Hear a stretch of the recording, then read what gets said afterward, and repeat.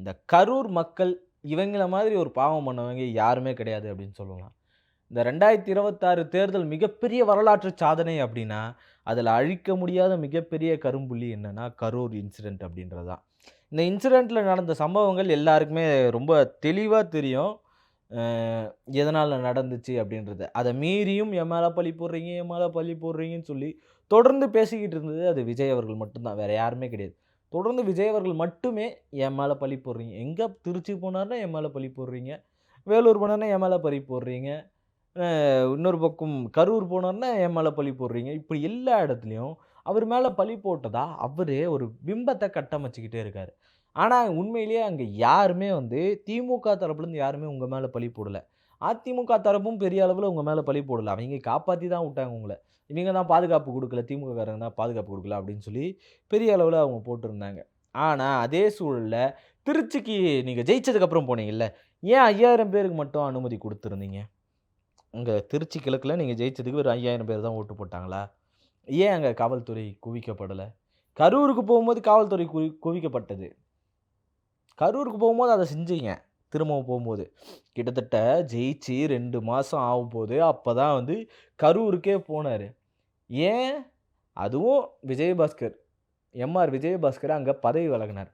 அதனால தான் அவரு அந்த இடத்துக்கு போனாரு. இல்லன்னா, அது கூட அங்க நடந்திருக்காது. இதுதான் எக்ஸாக்ட் மீனா இருந்துகிட்டு இருந்துச்சு. சரி இதெல்லாம் இருக்கும்போது, அங்க வந்து எல்லாருக்கும் அந்த பாதிக்கப்பட்ட மக்களுக்கு என்ன பண்ணாருன்னா, அரசு வேலை அப்படின்றது குடுக்குறோம் அப்படின்னு வந்து சொல்லியிருந்தாரு. அப்ப நடந்த கேஸ் போட்டிருந்தாங்க. விஜய் அவர்கள் கரூருக்கு போகக்கூடாது. அரசு வேலை குடுக்கக்கூடாது. அப்படின்னு பல கேஸ் போட்டாங்க. கேஸ் போட்டதுல அவசர கால கேஸா எடுத்து பேசுனதுல என்ன சொன்னாங்க அப்படின்னா, ஏன் அவர் கரூர் போறதுல என்ன தப்பு? அப்படின்ற மாரி அப்ப இருந்த நீதிபதி பேசியிருந்தாரு. கரூர் போறதுனால என்ன எப்படி சாட்சியங்கள் எல்லாம் கலைக்க முடியும்? போறதுனால ஒண்ணும் கலைச்சிற முடியாது. அவங்கள பார்க்கறதுனால அது கலைச்சிற முடியாது. அரசு வேலை குடுக்கறதுனால அது கலைச்சிற முடியாது. அப்படின்னு சொல்லி அப்ப சொல்லியிருந்தாங்க. ஆனா நிதர்சனமான உண்மை என்ன அப்படின்னா, நம்ம மனித இயல்பு பத்தி நம்ம எல்லாருக்குமே தெரியும். ஒரு அம்மா பேசுச்சு. அவன் பாட்டிம்மா அவைங்க. அவர பக்கத்துல பார்க்குற வாய்ப்பு கிடைச்சுச்சுங்க. இதுவே அதுக்கு பரிசா நாங்க என்ன பண்ணோம், ஒரு இல பணம் பண்ணா, எங்க புள்ளைய குடுத்துட்டோம். போச்சு இருந்தாலும் அவர பக்கத்துல பார்க்குற ஒரு பாக்கியம் கிடைச்சுச்சுல்ல. என்ன கடவுளா ஒரு பாக்கியம் கிடைச்சுச்சு. நித்திரை அடைஞ்சுட்டாரா உங்க பேரன் அப்படின்ற மாரியான கேள்விகளும், சர்ச்சைகளும் அந்த நேரத்துல ரொம்ப பெரிய அளவிலேயே பேசப்பட்டுச்சு. இது எந்த அளவுக்கு மனிதர்கள உ உலுக்கியிருக்கு, கவர்ச்சியின் மோகம் எந்த அளவுக்கு இருக்கு அப்படின்றது ரொம்ப அப்பட்டமா தெரிஞ்ச ஒரு விஷயமா இருந்துச்சு. இந்த அப்பட்டமான தெரிஞ்ச ஒரு விஷயத்த, இவரு 7 மணி நேரம் லேட்டா வந்து, லைட்ட ஆஃப் பண்ணி போட்டு, அங்க இருந்த தொண்டர்களையும், ரசிகர்களையும் வெறியேத்தி விட்டு, கூட்டத்துல அடிச்சு புடிச்சு முன்னாடி வந்து அவர பார்க்குற மாரி வர வச்சு, அவைங்க போதும் அங்கேயே நிறுத்திங்கன்னு சொன்னப்ப கூட, இவரு நிறுத்தாம, "இல்ல உள்ள போவோம். போயே தான் ஆகணும்னு" சொல்லி ஆதவர்தனா சொல்லியிருக்காரு. அத மீறி தான் காவல்துறை உள்ள கூட்டின்னு வந்து விட்டுருக்கு. அதையும் அவரு என்ன பண்ணாருன்னா, "ஏம்மா காவல்துறைய நான் நம்பிட்டேன்." அவைங்க இப்படி பண்ணுவாங்கன்னு நான் எதிர்பார்க்கல அப்படின்னு சொன்னாரு பாருங்க. இந்த மாதிரி புழுகுனி நான் எங்கேயும் பார்த்தது கிடையாது. அப்படியான தொடர் வேலைகள செஞ்சுட்டு இருந்தாரு. இப்படி அத எல்லா சர்ச்சைகளையும் மீறி அங்க நடந்த மக்களுக்கு அரசு வேலை அப்படின்றத குடுத்தாரு. அரசாணை அப்படின்றத குடுத்தாரு. அரசு வேலைகள குடுத்துட்டாரே, இந்த கேஸ் இன்னும் இங்க நிலுவையில இருக்குல்ல அப்படின்றத போக்கு தொடர்ந்து இருந்துகிட்டு இருந்துச்சு. என்ன பெரிய தியாகில அவங்கலாம், அவங்களுக்கெல்லாம் அரசு வேலை குடுக்குறது எப்படி அப்படின்ற மாரி. நீங்க கள்ளக்குறிச்சியில செத்தவங்களுக்கு அரசு வேலை குடுத்திருந்தா அது தப்பு. அரசு நிகழ்ச்சி நடந்து இப்போ இங்க அ மெரினால ஒரு ஷோ பண்ணாங்க. ஏர் ஷோ பண்ணாங்க. அதுல ஒரு 5 பேர் கிட்ட இறந்து போனாங்க. 5,00,000 பேர் கூடி, அதுல ஒரு 5 பேர் இறந்து போனாங்க. அவைங்களுக்கு அரசு வேலை அப்படின்றத அனவுன்ஸ் பண்ணாங்க. அவங்க தகுதிக்கேற்ற அரசு வேலை அப்படின்றது. இது ரொம்ப சரியானது. ஏன்னா, இது அரசு நடத்துனது. அரசு பொறுப்பேற்றுக்கணும். பொறுப்பேற்றுக்கினாங்க. அது உண்மை.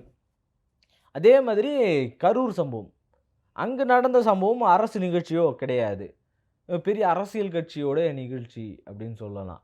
அதிலயும் குறிப்பா ஒரு நடிகர பார்க்க வந்த மோகம் அப்படின்றது தான் எல்லாருக்குமே தெரிஞ்ச ஒரு விஷயம். அவரு அதில பண்ணதுல ஒரு 7 மணி நேர தாமதம். 12 மணிக்கு வரேன்னவரு, எவ்ளோ தாமதமா வந்தாருன்றது எல்லாருக்குமே தெரிஞ்ச ஒரு விஷயம் தான். அத மீறியும் அவர் இல்ல, மக்களுக்கு தெரியும். எல்லாம் லைவ்ல பார்த்துக்கிட்டு இருந்தாங்க. லைவ்ல பார்த்துக்கிட்டு தான்யா இருந்தாய்ங்க. பார்த்துக்கிட்டு இருக்கும்போதே தான் நீங்க சொன்னாய்ங்க எல்லாரும். விஜய் வரப்போறார், தலை சீவிக் கொண்டிருக்கிறார். வந்துகிட்டே இருக்காரு. 12 மணிக்கெல்லாம் வந்துருவாருன்னு புசியானந்த் சொன்னாரா இல்லையா? பூச்சா எல்லாரும் சொன்னாரா இல்லையா?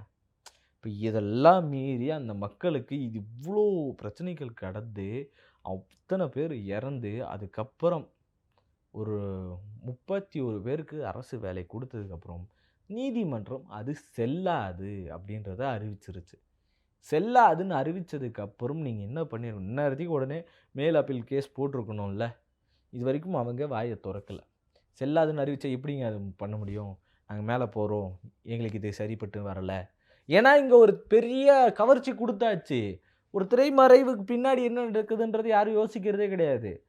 என்ன உட்டா டிவிக்கெல்லாம் கேட்பாங்க போல. ஜட்ஜே டிஎம்கேக்காரர் தான். அதனால தான் அவரு அப்படி பண்ணிட்டாரு அப்படின்னு சொன்னாலும் சொல்லுவானுங்கங்க. அந்த அளவுக்கு தான் இவங்க எல்லாரும் தொடர் செயல்பாடுகள், மனநிலை. ஒரு பக்கம் நிர்மல்குமார், "ஏங்க இப்போ நடக்கிற சூழல் என்னங்க போயிட்டுருக்கு? இப்படிலாம் கேட்குறாங்களே" அப்படின்னு அவர்கிட்ட ஏதாச்சும் கேட்டோம் அப்படின்னா, அவருடைய முழு நோக்கம் திமுக தான். திமுகல சிலர் இத இப்படி திரிச்சு "ஏய் உன்கிட்ட கேள்வி அது கேட்கலப்பா. இப்ப அரசாங்கம் நடந்துகிட்டு இருக்க சூழல் என்னவா போயிட்டுருக்கு?" அப்படின்னு கேட்குறாங்க.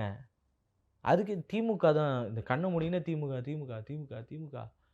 திமுக, திமுக அப்படின்ற லெவல்ல அவர் இருந்துகிட்டு இருக்காரு. இப்படி தொடர் போக்கு நடந்துச்சுன்னா, மிகப்பெரிய பாதிப்பு தமிழ்நாட்டுக்கு இருக்கு அப்படின்றது ரொம்ப தெளிவா தெரிஞ்ச ஒரு விஷயம். அதுல முக்கியமா இந்த கரூர் மக்கள் தொடர்ந்து அத பார்த்துக்கிட்டு இருக்காங்க. அரசு வேலை குடுத்ததா நீங்கலாம் நெனச்சுக்கிட்டு இருக்கீங்க. நானே எடுத்துட்டு போய் குடுத்தா, உங்களுக்கு வேலை கிடையாதுங்க. கவர்மெண்ட் சொல்லிருச்சு அப்படின்ற நிலை தான் இப்ப திரும்பவும் வரும். அவர் குடுக்கும்போதே வந்து அழுதுட்டாரு. அவர் இத பண்ணணும்னு அவசியம் இல்ல அப்படின்னு யோசிச்ச பல பேரு நீங்க தெளிவா யோசிச்சு பாருங்க. உண்மையிலேயே அவருக்கு நிர்வாக திறன் கிடையாது. அவர் எதிர்க்கட்சியா வந்திருந்தா ரொம்ப பெரிய சந்தோஷம். என்ன இன்னும் கொஞ்சம் கூடுதலா குடுக்காம விட்டீங்கன்னு சொல்லி போய் திருச்சில ஃபீல் பண்ணாரு பாருங்க. இடைத்தேர்தலுக்கு போய் பிரச்சாரம் பண்ணிட்டு வராரு. அதே வேலைய தான் திரும்பவும் கரூர்ல பிரச்சாரத்த தான் பண்ணிட்டு வந்தாரு. அந்த பிரச்சாரத்துடைய விளைவு, "நீ பிரச்சாரம் பண்ண போன, இத வச்சு என்ன பண்ண போறன்னு தெரியும்" அப்படின்றது இந்த அரசு ஆணைய கட் பண்ணி விட்டாங்க. இதுவே ஒரு கோவத்த ஏற்படுத்தும். உண்மைய பேச வைக்கும். நான் ஏதோ இது வேல குடுத்துட்டாரு, மறைச்சிடலாம் அப்படின்னு பார்த்தாங்க. வேலைக்கு ஆவல அப்படின்ற ஒரு நிலைய மாத்தி விட்டுரும். உண்மைய பேசிருவோம் அப்படின்ற ஒரு நிலை இங்க உருவாக்கும். அவங்க என்ன சொல்ல போறாங்க, அவர் மேல தப்பு இல்லைங்க. அவர் என்ன பண்ணுவாரு, அவர் என்ன வேணும்னே கொல்லணும்னு நெனச்சாரு. பல பேர் அததான் சொல்லுவாய்ங்க. இது எங்க விசாரணை போக போக போக தான் வே சீக்கிரம் தெரிய வரும். அந்த மக்களும் பாவம் என்ன பண்ணாய்ங்க, இவ்ளோ முட்டாள்தனமான இருக்காங்க. ஒண்ணும் பண்ண சரி வேலைக்கு குடுத்துருவாரு அப்படின்னு நம்புனாங்க. நம்பி வேலை கிடைச்சது. இது இப்படி வேலை குடுக்குறதுக்கு பதிலா, கட்சியில ஏதாச்சும் முக்கிய பொறுப்பு குடுத்துட்டு போயிருக்கலாம். ஏன் எலக்ஷன்ல நிக்க வச்சு ஜெயிச்சிருக்கலாம் யாராவது ஒருத்தர. நிக்க வச்சு இந்த மக்களுக்கு என்ன பண்ணலான்றத அவங்க கிட்டயே ஆலோசனை பண்ணியிருக்கலாம். ஏன் கண்ணுக்கு தெரியாத எத்தனையோ பேர் வந்து அதுல அ அமைச்சரா இருக்கிறாங்க. உங்க நண்பர்லாம் அதுல வந்து அமைச்சரா இருக்காங்க. இப்ப கரூர்ல ஒரு ஆளு நிக்க வச்சுட்டு போங்களேன். விஜயபாஸ்கர் கோச்சுப்பாரா? சோஃபா போயிருக்குதா? அப்படின்ற கேள்வி எல்லாருக்குள்ளயும் தொடர்ந்து எழ தான் ஆரம்பிச்சிருக்கு. இப்படி பல்வேறு விமர்சனங்கள கடந்து விஜய் அவர்கள் திரும்பவும் இடைத்தேர்தல்ல ஜெயிப்பாரா? இந்த கரூர் மக்களுக்கு திரும்பவும் என்ன ஈடு செய்ய போறாரு? நம்ப வச்சு ஏமாத்தியிருக்காரு. உண்மை அதுதான். அரசுக்கு வேலை குடுக்க முடியாது. அது செயல்படாது. அப்படின்றத தெரியும். தெரியாமலாம் கிடையாது. இப்போ இவங்க வீடியோ எடுத்துக்கிட்டாங்க. ரீல்ஸ் போட்டுருவாங்க. ரீல்ஸ் போட்டதுக்கப்புறம் ரீச் கிடைச்சிரும். அத வச்சே இன்னொரு 5 வருஷத்த ஓட்டுவாங்கன்றது தான் நிதர்சனமான உண்மை. எதை கேட்டாலும் திமுகன்ற ஒரு போக்க விட்டுட்டு, அவங்க பண்ணதெல்லாம் சரி பண்ணணுன்றத விட்டுட்டு, நீங்க சரியா எப்படி செயல்பட போறீங்க அப்படின்றத மட்டும் தெளிவா யோசிங்க. இல்ல அப்படின்னா, மனநல பாதிக்கப்பட்டு திமுகன்னு திரிய வேண்டியதா இருக்கும். விர்ச்சுவல் வாரியர்ஸ் பல பேரும் வந்து இத புரிஞ்சுக்கணும். புரிஞ்சுகிட்டு நடந்தாங்க அப்படின்னா, இன்னும் பல விதமான மாற்றங்கள் ஏற்பட வாய்ப்பு இருக்கு. அந்த மாற்றம் புதுசா வரவைங்களோ, பழசா இருக்கிறவங்களோ யாரா இருந்தாலும் மக்கள் தீர்மானிப்பாங்க. மக்கள் கையில தான் இருக்கு. அந்த தீர்ப்பு 2031ல தான் பார்க்க முடியும். எனக்கு தெரிஞ்சு விஜய் அவர்கள் தான் இன்னும் 25 வருஷத்துக்கு இருப்பாருன்னு நெனைக்கிறேன். காரணம் என்னன்னா, அவரு தான் மக்கள அவ்ளோ அளவுக்கு முட்டாள்தனமா வச்சிருக்காரு. அந்த செயல்பாடுகள் நீங்க எப்படி பார்க்குறீங்க அப்படின்றத மறக்காம கமெண்ட்ல சொல்லிட்டு போடுங்க. நன்றி.